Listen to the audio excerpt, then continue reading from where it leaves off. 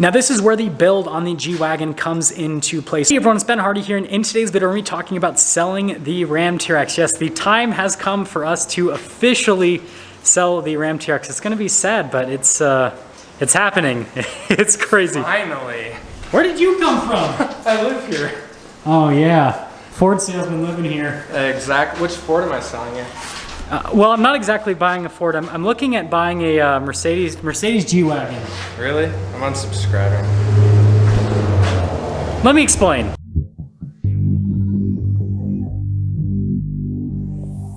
Now, if you guys don't believe me that Mr. John Jenks lives here, there he is heading off to work. And yes, I do in fact have two cars parked on my front lawn. I'll explain that in a little bit. Okay, so first off, I'm going to quickly show you guys everything on the TRX, and then we're going to get into why I don't think it's a viable YouTube vehicle anymore, believe it or not. So this is my 2021 Ram TRX. This is going to be the very quick, overview of the truck. I have aftermarket front and rear bumpers from Addictive Desert Designs. I've got an exhaust from AWE. I've got lights from Rigid Industries, mud flaps from Rock Blocks, and that is pretty much everything you can do from a modification standpoint with the TRX at this point. Well, I have lights at the top as well, and then there is engine modifications you can do with the truck, but I don't ever plan on doing that because it just doesn't make sense with the truck from an off-road perspective. It has more than enough power, and then you can see the whole front bumper situation. And there's not really aftermarket support with shocks. King built some shocks for this truck, and then Fox did as well, but the factory shocks with the TRX I think are superior because it's an active system, whereas the shocks that Fox and King built are not active systems, and so they might be slightly better off-road. I doubt it. They might be, but then on-road application they're not going to be as comfortable as the Bilsteins. And then my TRX is a 21, and you can see 283 for the build number, so this is one of the earliest produced TRXs ever, which is definitely cool. I ordered mine fully loaded. Sorry, it's extremely filthy, but yeah, I ordered mine out fully loaded, so it has every single option that you could get in 21.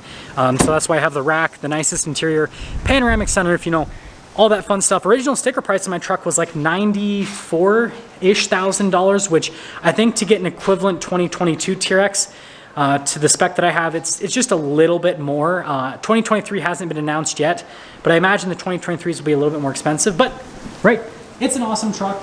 I got it fully loaded, and let's kind of dive a little bit more into things. So obviously after seeing the truck, it probably makes no sense to you guys as to why I would think about getting rid of the TRX, because it's got a supercharged 6.2 liter V8 under the hood that has over 700 horsepower, and it's just such a fun truck both on-road and off-road. And you guys know that I've done crazy stuff with the truck. I have jumped it just a million times. I've raced it against my Gen 3 Raptor, which was an absolute blast. And yeah, overall the TRX has just been such a cool, fun vehicle to own, but I feel like I've done everything that I can do with the truck except one thing. The only thing that I haven't done with the TRX is basically do a comparison with the TRX versus the Raptor versus the ZR2, which I guess a subtle hint that is going to be happening in the near future. But then once I get that comparison out of the way, there's nothing else I can do with the TRX from a content perspective, really. And here's exactly what I mean. So if we look at the Raptor, there is a ton of aftermarket support for Raptors. The Gen 3 just came out, and so it's slowly getting stuff built up for it, but it's similar enough to the Gen 2 that there's already engine tunes for it. And there isn't really shocks yet. These are the best shocks for the Gen 3 is just the factory shocks, but I'm sure that Fox will have a race series out soon. I'm sure that King will have something crazy for it. Maybe Bilstein will do something. We'll see. But obviously there's that. And then, I'm sure in the near future there will be long travel suspension for the truck. And then, just like the TRX, I can do front and rear bumpers on it, chase rack, tire carrier, all that kind of stuff. And so there's just quite a bit of aftermarket support for the Raptor. And even though the Gen 3 came out after the TRX, there's already more aftermarket support for the Gen 3 Raptor than there is for the TRX, and I don't think there's ever going to be a ton of aftermarket support for the TRX, and so that's where I don't have any more content to film. There's nothing that I can add to the TRX that my truck doesn't already have. Yes, I could do an engine tune, but then that runs how the truck would drive off-road, because 700 horsepower with the shocks and suspension this has is already enough. If you do like 800 to 1,000 horsepower, I would need to basically get, a long travel kit or something on the truck, which again, doesn't really exist for the TRX. So it's like, yeah, I don't know what else there is to do with the truck from a modification standpoint, so then therefore I don't know what to do with the truck from a content standpoint. I know you guys are probably wondering, why the heck do I keep flip-flopping back and forth? Because, you know, one video I'll say I'm never gonna sell the TRX, and then another video I say I'm gonna sell a TRX, and it's because I have such a huge emotional attachment to the truck. It's the best truck I've ever owned, hands down. It's so much fun, it's so exciting, and so there's that. But then when I look at things from a business perspective, the truck isn't making me money anymore because I'm not really filming videos with it. I don't drive it as much as I used to. I occasionally will take it out to go and film car reviews, but I'm not filming the TRX. I'm basically using it as a commuter car to go film reviews, which, trust me, it's a fun commuter car.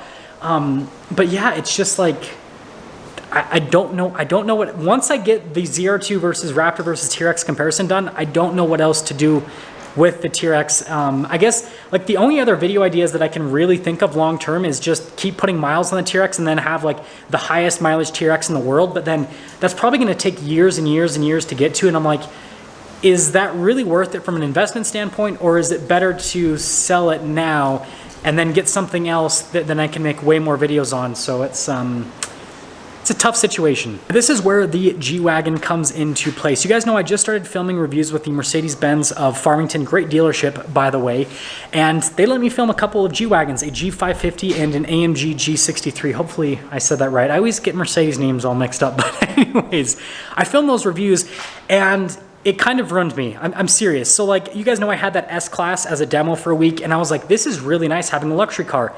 And then I go from that to reviewing two G-Wagons, and I'm like, wait a second. I can get that luxury car experience in an off-road SUV, and yeah, suffice to say, I have not been able to stop thinking about G-Wagons, and I've watched probably like 10 hours worth of reviews, especially off-road reviews, and now I'm kind of like, I want one. Okay, so hear me out on this. So you guys know that I just picked up this Wrangler Rubicon 392, 35s from the factory, solid front axle, front rear lockers, sway bar disconnect, 4.56 axle ratio. There's a lot to love about this. This is a crawling monstrosity that I'm going to take down to Moab in the near future. I just need to get it wrapped, but I have the crawling machine in the off-road garage. Okay, and then obviously I have the Raptor and the TRX. And the Raptor and the TRX do the same exact thing. They're both high-speed Baja vehicles, but from an off-road perspective, and you guys know that I did an off-road race with both of these trucks, the Raptor, in my personal opinion, is not as fun as the TRX, but it is slightly more capable than the TRX. It has bigger tires, it has the same amount of suspension travel with those bigger tires, and I feel like the absorption off-road is just slightly better, and I feel like I can drive this down trails faster, and I just feel more comfortable in this from an off-road perspective. Again, like I said, the TRX is way more fun because the engine sounds a lot better, and it's way more tail happy than the Raptor, even though it's four-wheel drive and not two-wheel drive. It's crazy, but 700 horsepower does that. But again, this is way more fun, but also I can just tune the Raptor to have more power, and then it'll be just as tail happy as the TRX. But the point that I'm trying to make is I feel like I have the ultimate crawling machine. I got to tap on this like Hubie's Garage, where he taps on things and asks how much. I have the ultimate crawling machine, and then I have two of the ultimate high-speed off-roaders, and so it's kind of like there's a redundancy within my garage. And again, that's where the G-Wagon comes into place. I feel like the G-Wagon is in its own unique segment because, again, it's a full-blown luxury vehicle. Now, obviously, the TRX has an amazing luxury interior, but it's not the same as a G-Wagon. The G-Wagon has nicer seats. It has massaging seats as well, and it's just got a bunch of cool things where, like, when you open and close the doors, they sound, I know it's gimmicky, they sound really cool, but like there's just a lot of extra like luxury stuff and just a lot of different like things about the G-Wagon that just make it cooler than pretty much any other vehicle in the market. Now, as an off-road enthusiast, I think that the G-Wagon will fit very nicely in between the Wrangler and the Raptor. Hear me out on this one. So, the Wrangler having a solid front axle in the 35s and the 4.56 axle ratio from the factory, front and rear lockers, sway bar disconnect is the ultimate rock crawler, right?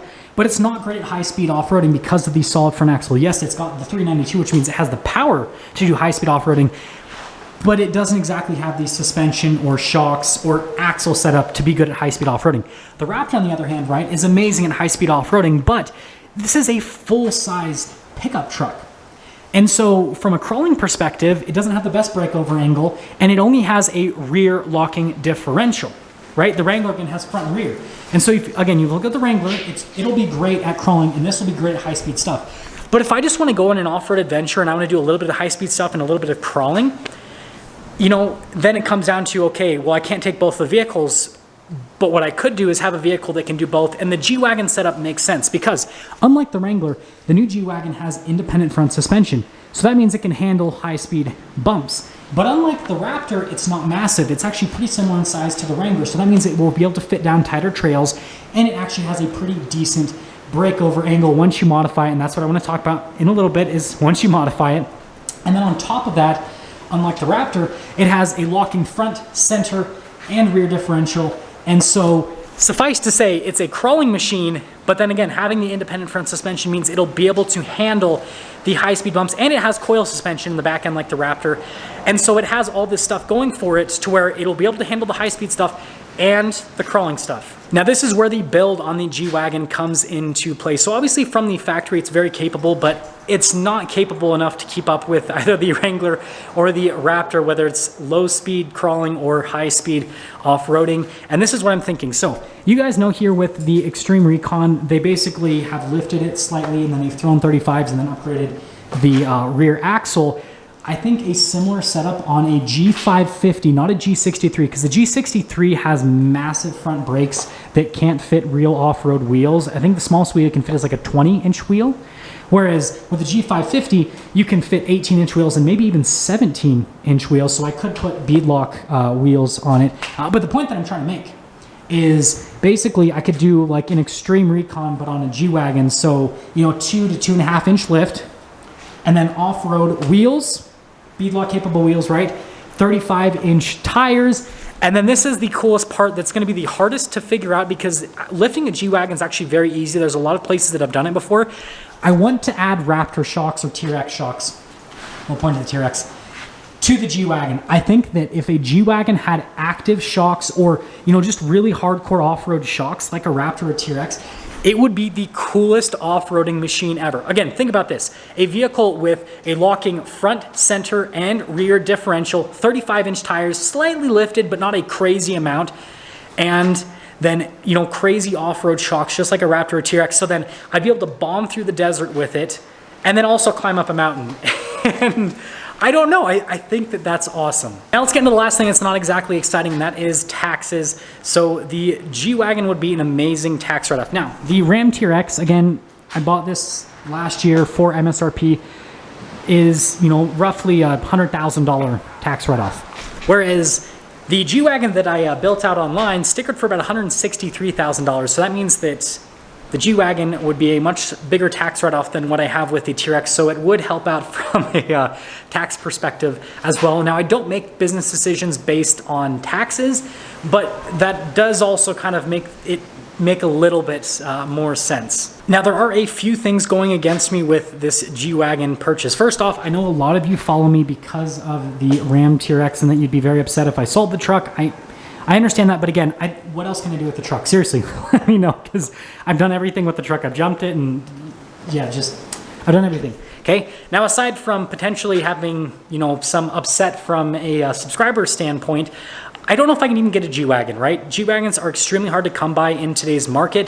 The G63, like I said, is impossible. Most dealerships will have waiting lists that are like half a decade long. Yes, that is right, half a decade. When I say half a decade, it makes it sound longer than if I say 5 years. So we're gonna stick with that.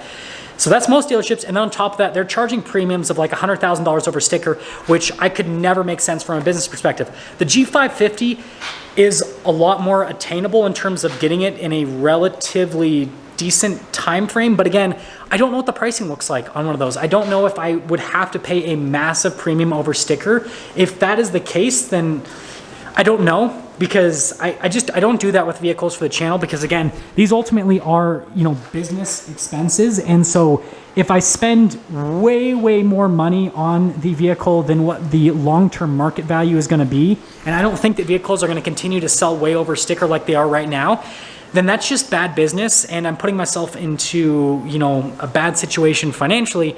And so again, I don't know if I'm going to be able to even get one. And I don't know if I'm going to be able to get one for a deal that makes sense in today's market.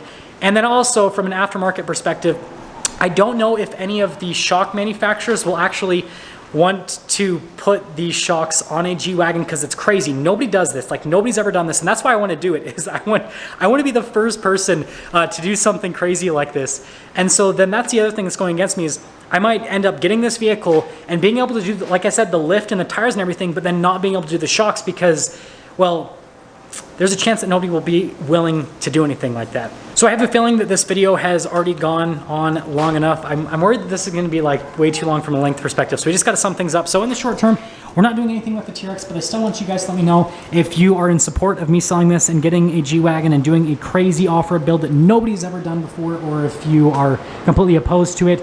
But like I said, in the short term, TRX is staying. The Jeep build is going to start soon. I mainly want to just take this off-road and push it to its limits, which will be a very fun experience. And then obviously the Raptor, well, I've got some pretty big updates on the Raptor in the near future. I think I've figured some stuff out on that. But anyways, if you're shopping for the first time, please subscribe, and also watch out for content on these two vehicles coming in the very near future. Maybe filmed on the front yard. I'm thinking that might be the thing to do, but I'll see you guys.